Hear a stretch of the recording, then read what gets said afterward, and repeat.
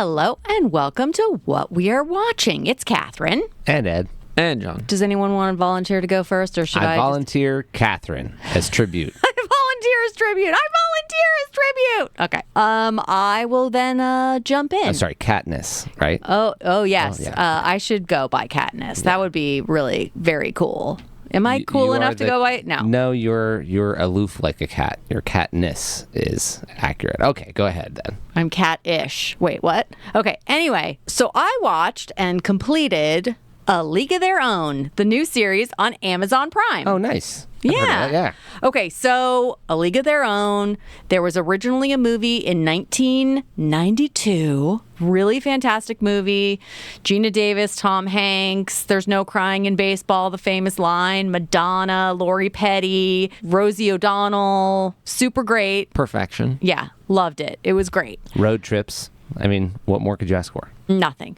So I haven't watched it recently, so it's not like it's super, super fresh in my mind. All of the iconic moments were, of course. So then when this kind of popped up on my radar, I was like, oh, well, yeah, I feel like I would want to watch that. I didn't jump on it immediately, but then once I did, I just went straight through.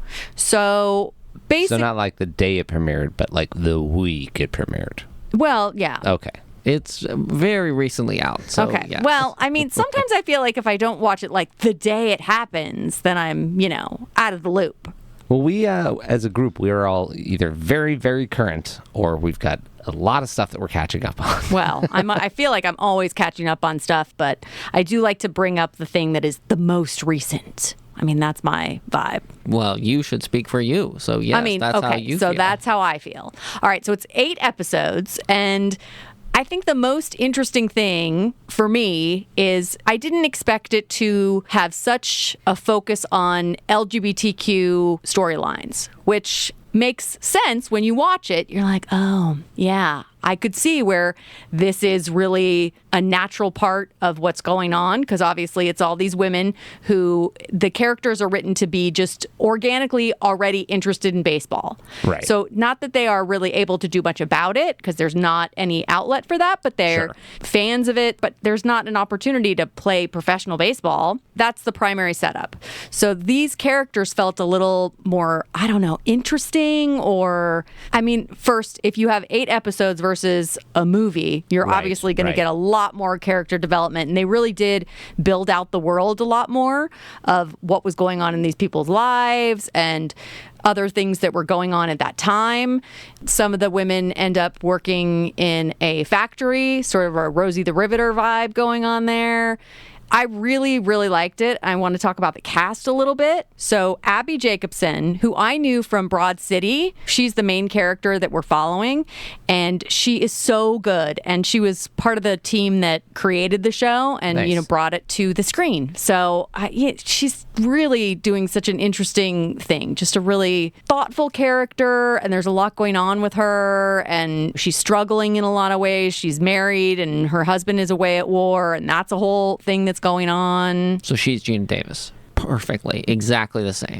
Just kidding. No. All right, but she's the main person we're following. Got it. She's the main person we're following. I would say, well, I don't know. I feel like Darcy Carden, who is from The Good Place, who played Janet in The Good Place. And Barry. And Barry, yeah. Oh, recently Barry, yeah. She is playing more like a Gina Davis character, sort of the tall, pretty one who's very amazing, and everybody is kind of looking at her as like the perfect thing. Oh, I forgot Dottie, right?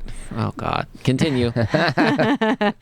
You know what? That's interesting. I don't think these characters are like at all the same even names. No, they aren't. This is a wasted exercise. They're totally not, I think. Yeah, right? I mean, I would have to look up what the movie characters were. This is a different League of Their Own. Well, it's funny because they're still like the Peaches. Weren't they the Peaches in the movie?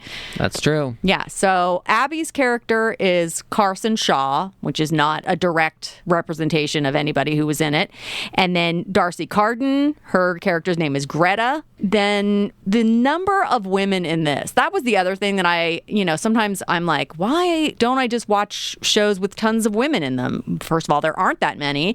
But then as soon as they happen, sort of reminded me of Yellow Jackets, where it was like, just tons of women. Love it. Or Also sports related. oh yeah, Which is totally your favorite. yeah. Just tell me that season 1 of League of Their Own doesn't end in a cliffhanger with a bus accident and all the girls are stranded somewhere. No, Okay, it doesn't. good. I mean, that would have been really weird that they could have gone in that direction. They didn't. The cast of women is just spectacular. They just are so great and they do a fantastic job. I really have liked it a lot. So these are 8 episodes, hour-ish, and currently available on Amazon Prime. That's the first thing that I was going to talk about, and I did that. I talked about it. Good job. All right, I did want to talk about Westworld. We watched Westworld. John and I watched with Eric. That's true. I was very excited. I don't want you to get too excited, but that's what I was bringing to the podcast today because I Oh. binged the entire series to get caught up and ready this weekend. Whoa. I did season 1, episode 1.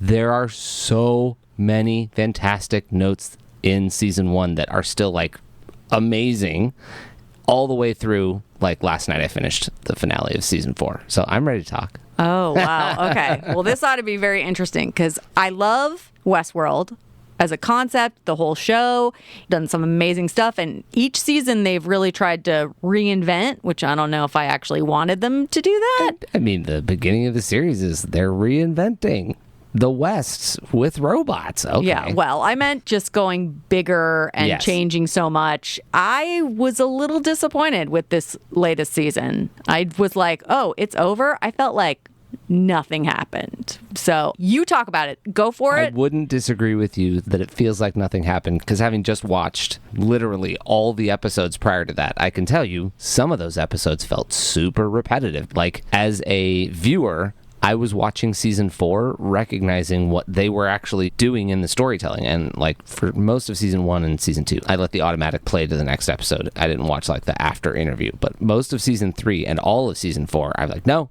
watch the whole credits and the after interview and watch all these special things. And yeah, you're right. They were trying to make you feel that way. They were trying to make the viewer feel like you were stuck in a loop. That was intentional. The whole season was not from the perspective of the humans are winning. Yeah. So kind of like the entry point of that season, similar to the entry point of season 2, they don't cover much ground.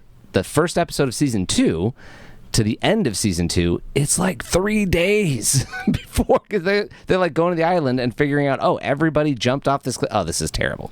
So then the collapse timeline really doesn't do any favors when they're jumping back and forth in time, because it's really hard to keep track that season only lasted a week. So partly I don't disagree with you that it didn't get anywhere, because I feel like in the same way that multiples of the seasons, if you just followed William's character, he doesn't get very far. Each season, he is like almost made it across Westworld once. Yeah, wow.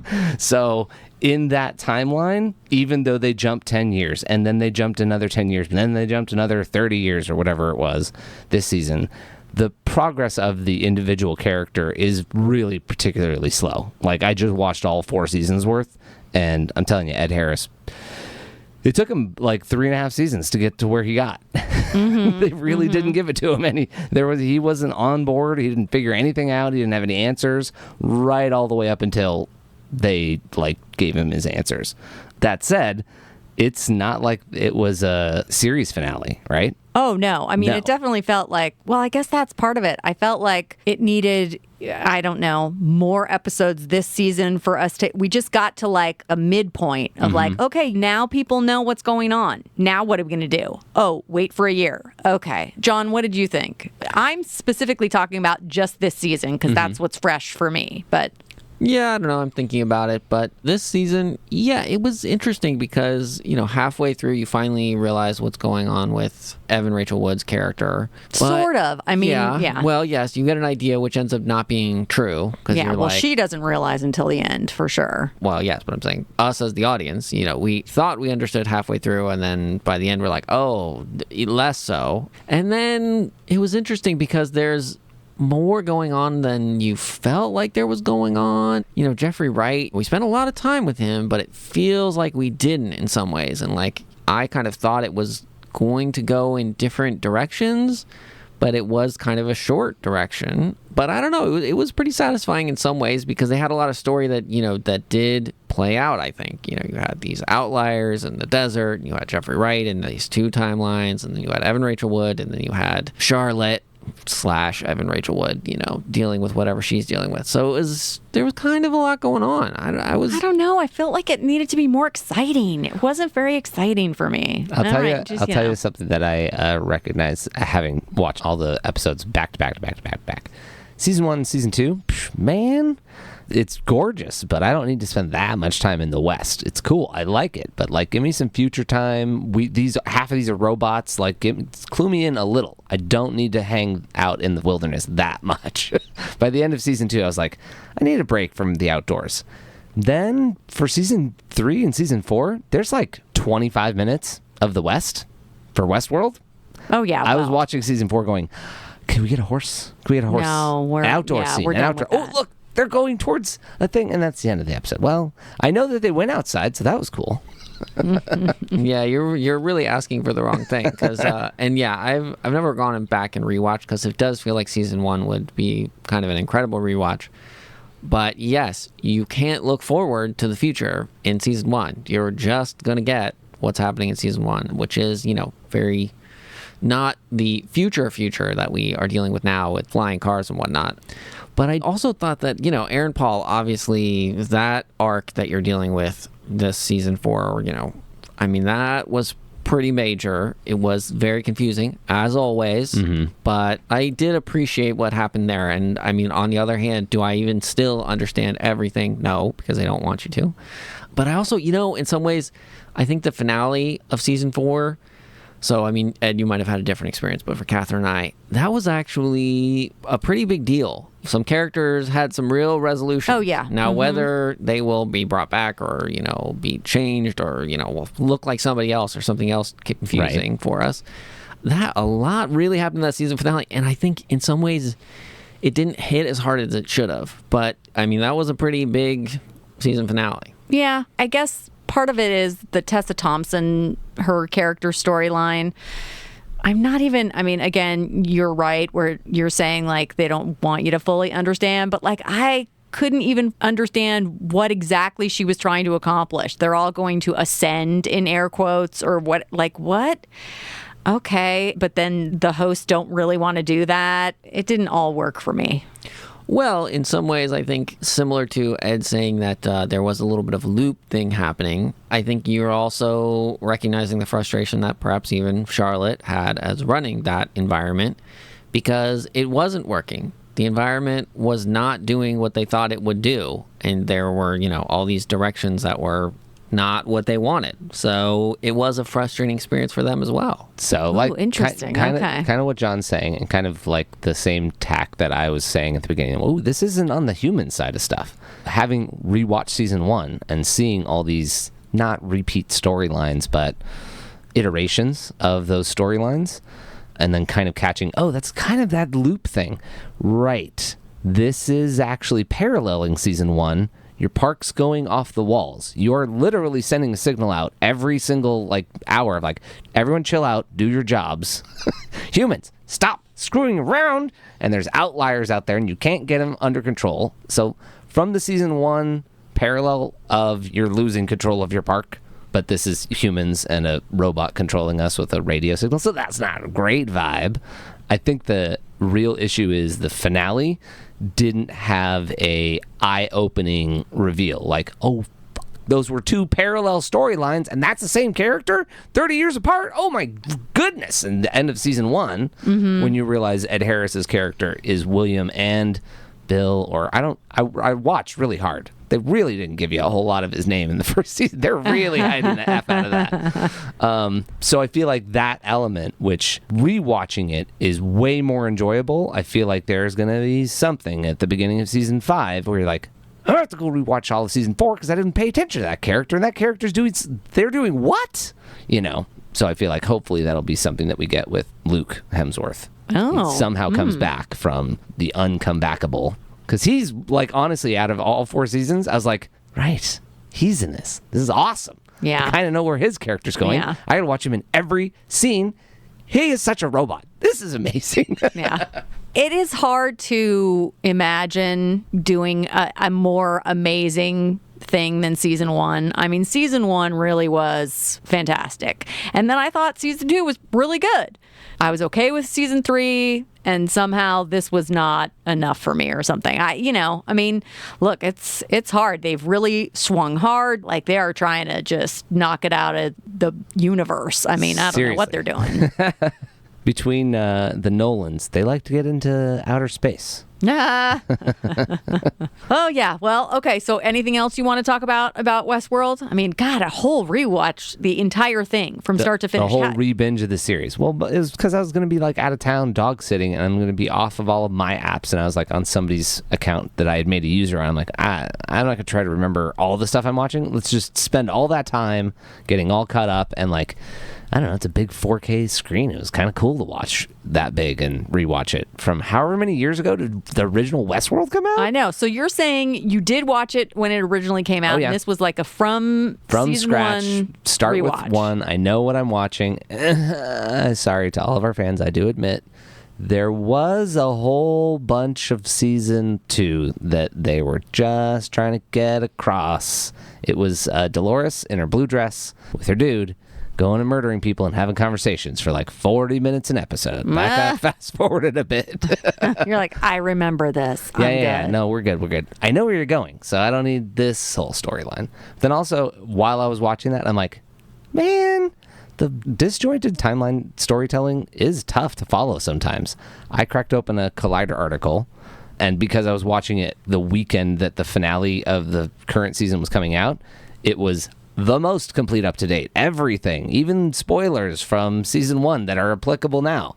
Like, well, it's fine. I'll read it all because I'm watching all this right now. Mm-hmm. I had to slow down on the article because I was catching up. I didn't get that far in the episodes yet. Hold on, article. I don't know about that yet, but that actually helped keep some of the Tessa Charlotte character in my head a little clearer, because her also being a Dolores copy, that really jangled my brain at the beginning of that season. Yeah, I think in some ways going back on the series might almost be harder because you think you know. You're like, oh, well, I know which timeline I'm in during this season, or more importantly, this scene. Which are you specifically remembering this scene from season 2? It's like, no, this is challenging.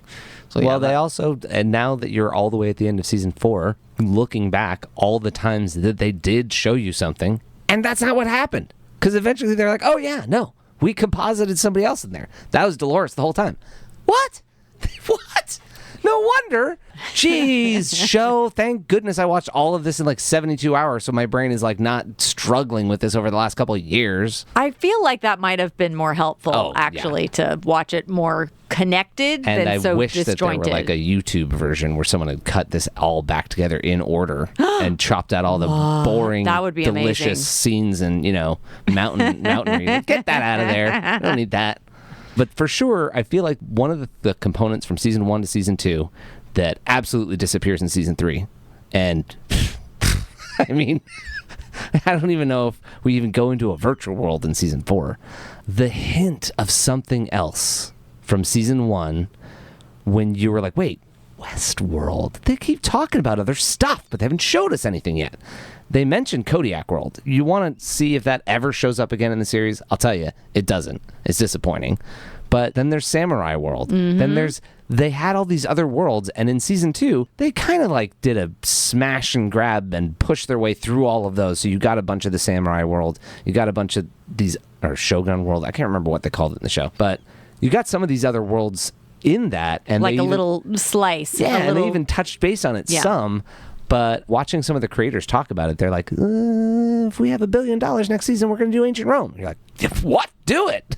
Yeah. So season 3 and season 4 really felt like there wasn't any magic like that for the viewer, because the story position had changed to, we're not really on the side of the rich billionaire robots. We've now gotten their data, and we're now going to ruin the planet with it.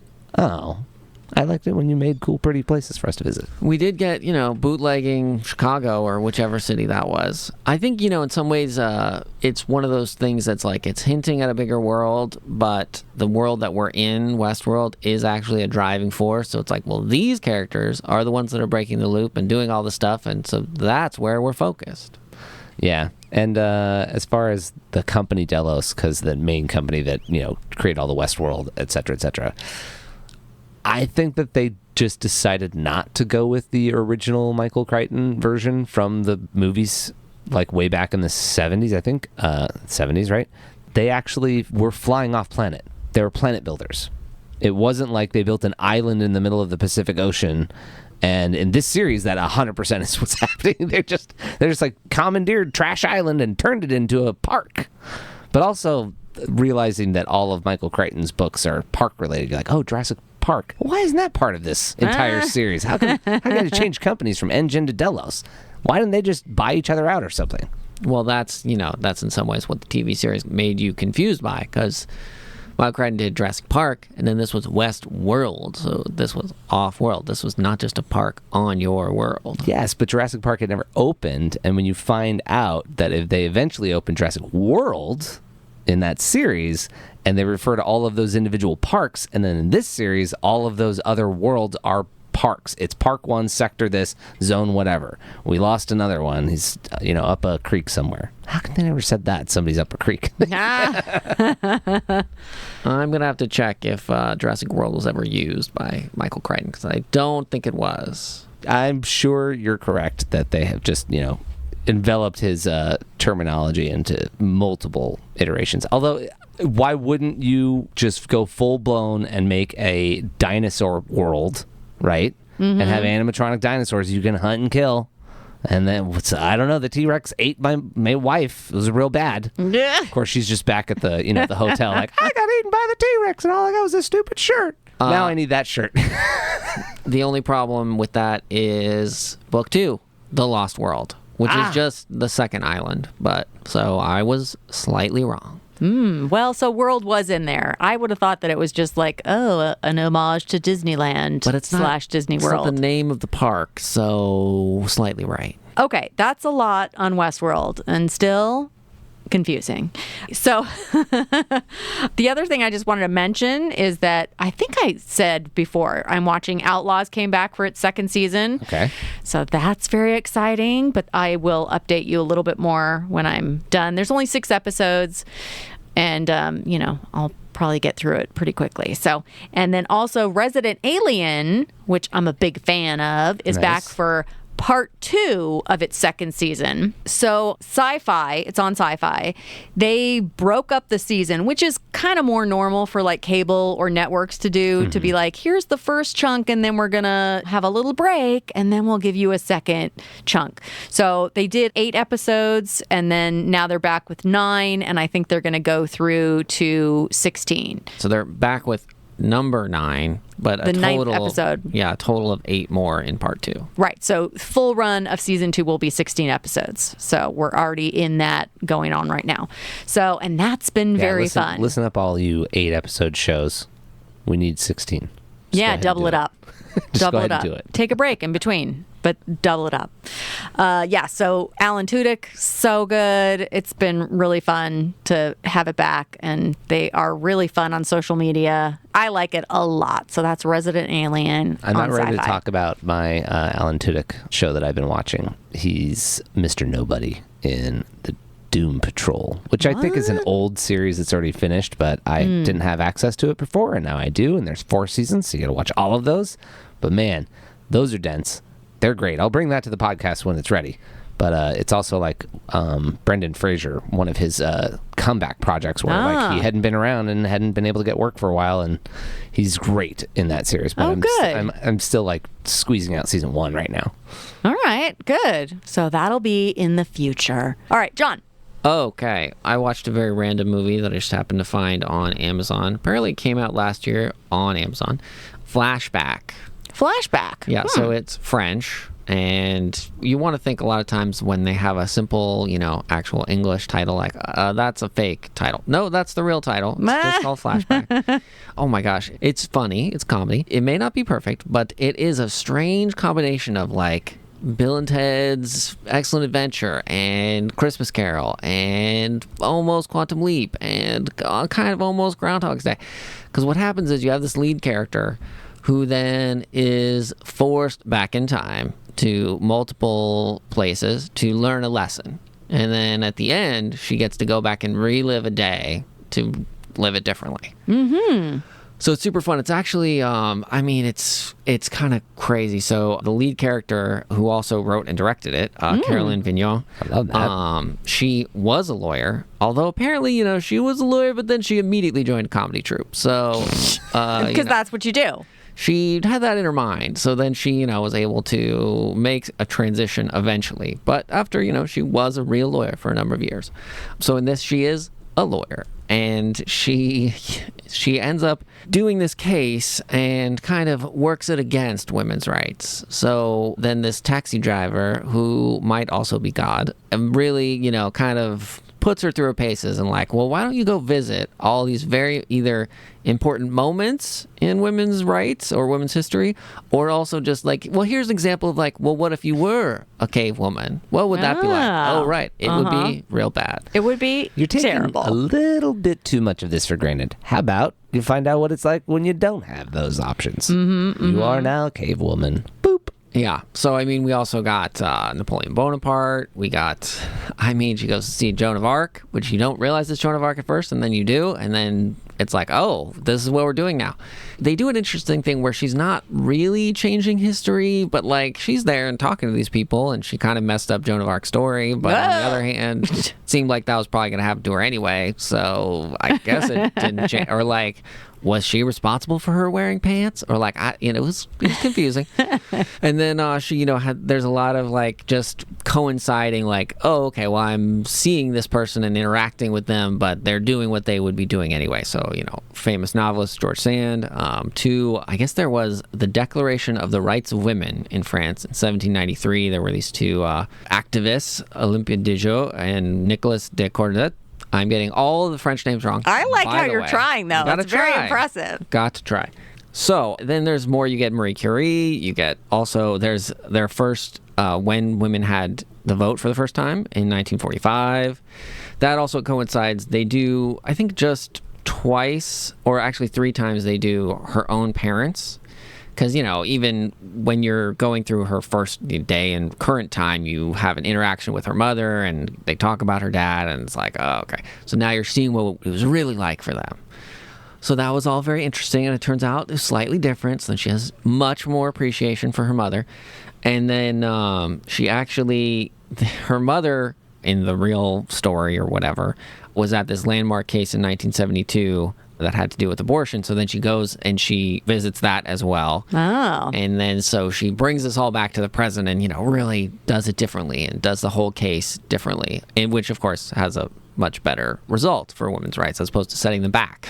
Nice. But it's, it's pretty comic. It's kind of ridiculous. Like the first 10 or 20 minutes of time travel, she's like not taking it seriously. And you're like, what are you, don't you get it? Like, this is not what you're. I have these crazy time traveling dreams all the time. It's fine. I'll wake up in the shower and we'll figure it out then. Yeah, no, she thinks she's high. And it's like, well, even if you are, would this be what? I don't know. Is this how you would deal with it? Yeah, apparently not.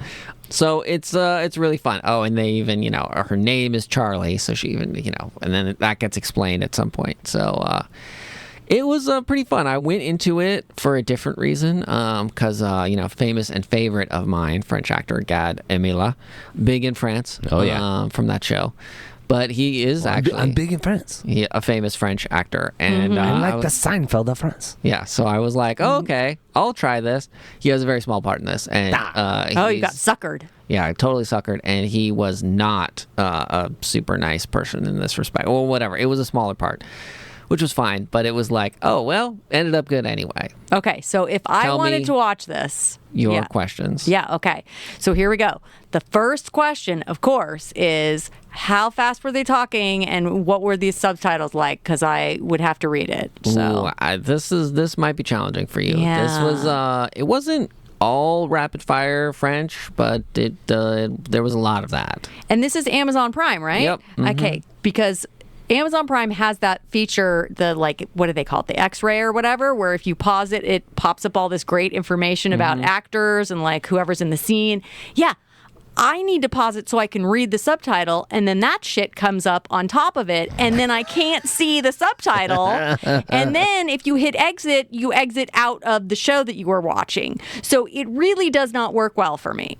Amazon Prime is not understanding that a dyslexic person needs to actually pause to read, and now you're putting all this other great information, which I really, really like, but I need some way to not have it. Anyway, That's challenging. You often talk about how you burn through shows by playing them at slightly faster speeds, which is not approved by the viewing audience. Couldn't you watch a show that was subtitled slower? I don't know if Amazon Prime offers that. Netflix does, but also Netflix, they're egregious dubbers. They will just put it in every language possible, which I love, because that means that I can watch all kinds of shows and not have to. Maybe you can do like a speech to text thing and just have it read out loud to you. I'm just going to mute that and have Google read it. Yeah, it'll be fine. Well, that seems crazy. Okay, so, I do want to watch it. It sounds really good, John. Well, guess what? They almost have the right language for you. They do Spanish, Italian, German, and then their French, that's what it's in anyway. So none of those are helpful for not me. English, I'm sorry. Oh, why no English? Come on. Yeah, I don't know. I could watch it with you, and you can get. Oh my god! And then you read the entire movie. That'd be great. It'd be great. Oh my god. Well, all right. I'll give it a shot and see if I can. Okay, I forget what I was watching recently, and there was some subtitled stuff. And it could have been in League of Our Own, because there's some characters who speak Spanish, and they were speaking very quickly, and I paused it. The pausing does not. That's work. another Amazon. So yeah. You know what? You're right. That is exactly why it is so fresh in my mind that this was the problem with Amazon. So then I just kept rewinding it and watching that same section over and over and over until I was like, I think I got it. Okay. So, you didn't just take a picture of it? Just while it's playing, doop, I'm going to need that. Pause. Oh, okay. That is a great idea. Yeah. That's a lot of work. It is also you got a really nice big TV. Your picture will be fine. League of Our Own was a treadmill show, which is partly also why I moved through it so quickly. Because I do the treadmill basically every day, and then in between, if I'm doing other stuff, I'll keep watching whatever it was. Yeah, so I can imagine I'm walking on the treadmill, I got my phone and the remote, and this seems like I might trip. Turn that option off. Whatever, it's fine. You'll figure it out. It's a great French movie that you'll thoroughly enjoy, and it won't be confusing like watching Westworld. Well, it does sound like it could be fun. Ooh, so I'm interested. I should rewatch all of Westworld in French with subtitles. Oh my God, what a great idea.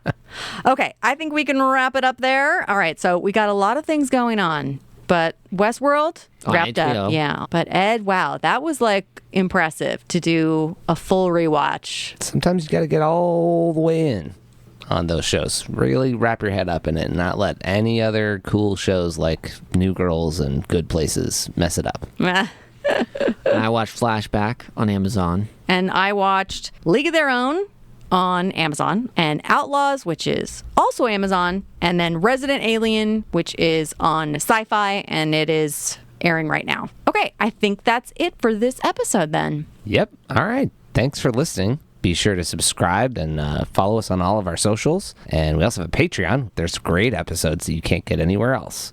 Thanks for listening to What We're Watching.